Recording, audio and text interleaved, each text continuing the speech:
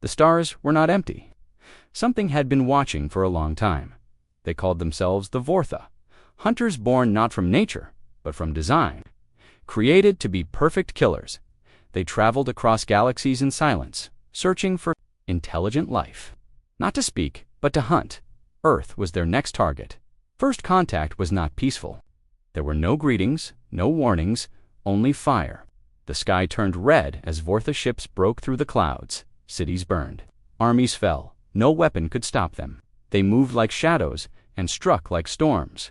Humanity was weak, unprepared. Scattered. Governments fell. Communication lines went dead. Survivors ran into forests, caves, and ruins. Hope was fading fast. In one small town, a family tried to hide. A boy watched as the ground shook and lights flashed outside his window. His parents pushed him under the bed and told him to stay quiet. Then came the sound of metal tearing through walls. The boy saw it all, how they took his parents, how they looked at humans like prey. He couldn't move, couldn't scream, he could only watch. When silence returned, he crawled out, alone, scared, but still breathing. He didn't understand much, but he understood one thing clearly. He would never forget what they did, and one day he would make them pay. No one could stop the Vortha until one man changed everything. Far from the ruins of Earth, hidden beneath the cold surface of the moon, a man lived in silence. His name was Dr. Elias Rowe, once a leading military scientist, now the last of his kind. While the world burned, he survived alone, forgotten, and running out of time in the dark halls of an abandoned lunar base. Elias worked day and night. He searched for answers in broken machines, old data, and lost dreams. Then, one day, he found something strange, a signal, not from Earth, but from something far older. He followed it deep inside a hidden chamber. He discovered a piece of ancient technology, not human, not Vortha. It pulsed with soft blue light, humming like a voice trying to speak. Elias didn't know what it was, but he knew one thing: this was powerful. As he reached out, the machine reacted. Lights flared. Symbols danced across walls. And then, a single word echoed in his mind: awaken. Something inside him changed. His vision sharpened. His body grew stronger. Thoughts moved faster than before. The machine wasn't just tech, it was alive, and it had chosen him. Outside, the Vortha still ruled the skies, but deep in space, one man had just become something more.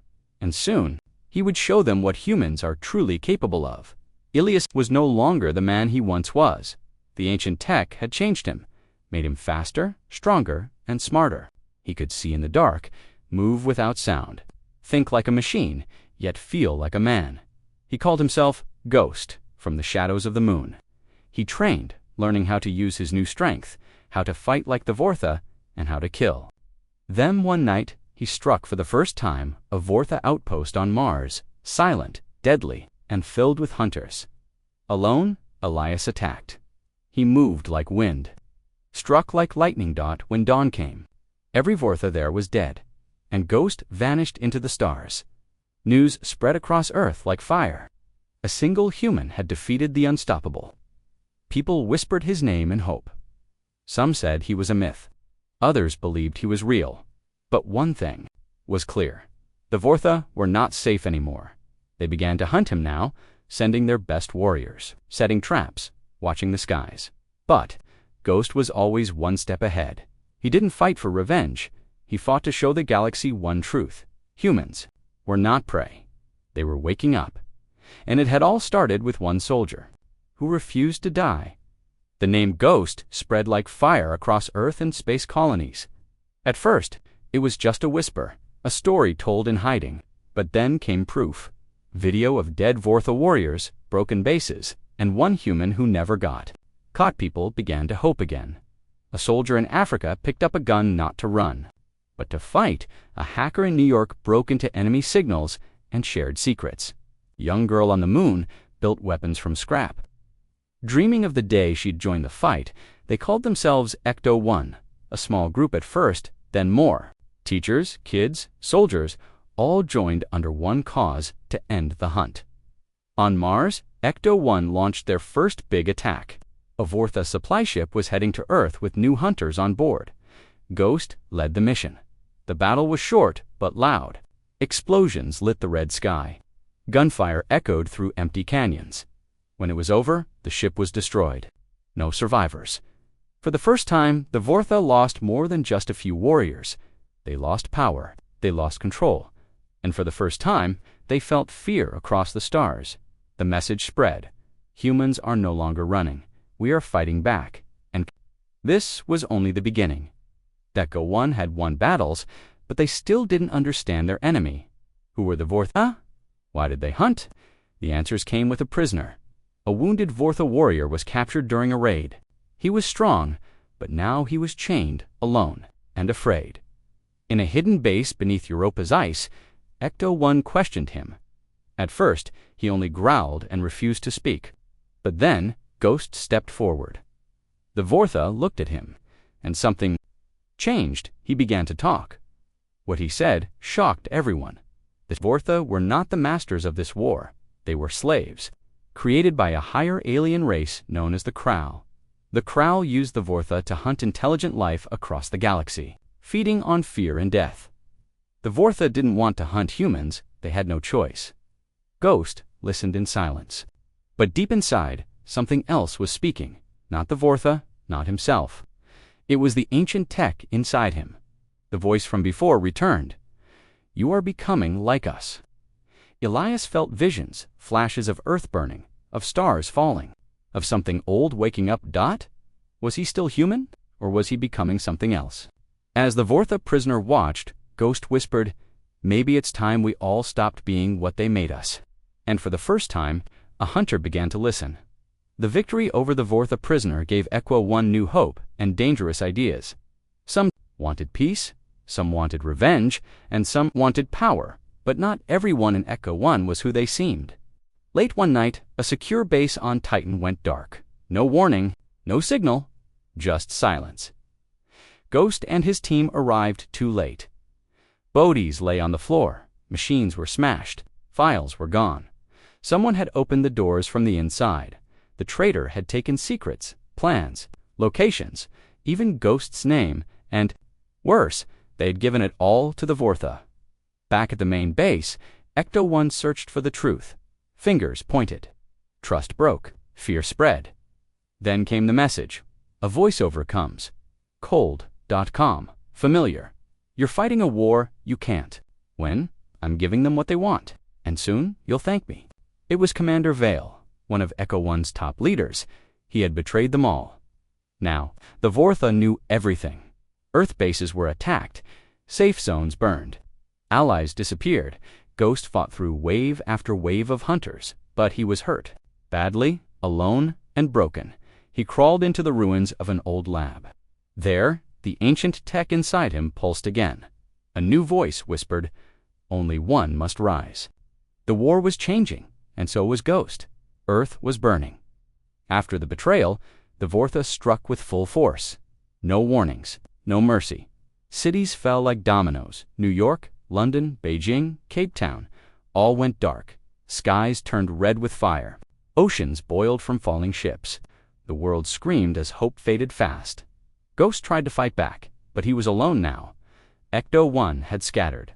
Some were dead, some were hiding, and some had lost faith. From the ruins of what once was a great city, Ghost sent one last message.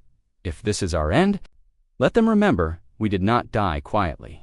Then silence, no more reports, no more attacks, no more Ghost. People whispered his name like a legend, a ghost story in the dark. But legends don't win wars. The Vortha landed in full force, claiming what was left of Earth. They built towers that touched the sky. They hunted humans like animals. Fear ruled the world. But deep in space, far from dying, something else was waking up in the broken remains of an old moon base. A signal lit up the stars. A single word repeated over and over, awaken. Earth may have fallen. But the war was far from over. The weapon awakens far from Earth's ruins. Deep beneath the moon's surface, something ancient stirred. Ghost wasn't dead. He was changing, wounded and near the end. He had crawled into the hidden chamber, the same place where he first touched the alien tech. The air buzzed with energy. Lights blinked like a heartbeat. The voice returned. greater than you, are ready. Walls opened. A structure rose from the ground, tall, silent, powerful, not a machine, but a weapon built by a long-dead race known as the Zyari. It was never meant to be used until now. Ghost stepped forward. His body glowed with light. The tech inside him no longer whispered. It roared. He reached out. The moment his hand touched the weapon, the moon shook across space. Vortha ships felt it too. A signal spread faster than light. A warning. Something had awakened back on Earth. People looked up at the moon in fear and hope. Some cried. Others prayed. In the sky, a bright light exploded from the lunar surface. Then came the shockwave. Vortha ships vanished in seconds. Bases crumbled. Towers fell. The weapon had spoken. And Ghost, no longer just a man, stood at its center. His voice echoed across every enemy channel. Greater than you hunted us for too long. Now feel what it means to be hunted. The Vortha regrouped fast. They saw what Ghost had become. Not just a soldier, not just a weapon, but something new, something they couldn't control, and they feared it. The Vortha regrouped fast. They saw what Ghost had become. Not just a soldier, not just a weapon, but something new, something they couldn't control, and they feared it, from the edges of Saturn's orbit. The final Vortha fleet gathered hundreds of ships, dark and silent, like hunters in the night. Their mission was clear: destroy Ghost, destroy the weapon, and finish what they started on Earth. But this time, humanity stood ready. HFY 1 had survived. Hidden in space stations, old colonies, and broken ships, they rose once more.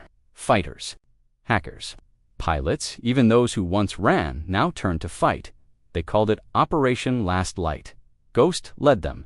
He no longer slept, no longer ate. He was more machine than man, yet still held the heart of a human who once watched his world burn. The battle began above Saturn. Ships clashed in silence, then fire. Explosions lit the dark. Lasers cut through metal and bone. The stars themselves seemed to watch. Ghost flew ahead, alone in his ship. His path? Straight into the Vortha command vessel, the largest, most powerful ship ever seen. As he stepped inside, HFY 1 fought to hold the line behind him. Then came his final message. This ends here. No more running. No more fear. I'm finishing this for all of us. And with that, he disappeared into the enemy's heart. The war had reached its endgame, and the galaxy held its breath for 3 days. There was silence, no signal from Ghost, no movement from the Vortha command ship, only stillness in the stars. Then, without warning, the enemy fleet stopped fighting. Ships powered down. Weapons went silent. The Great Armada turned and left Saturn's orbit, vanishing into deep space. It was over Earth. Though broken, was free.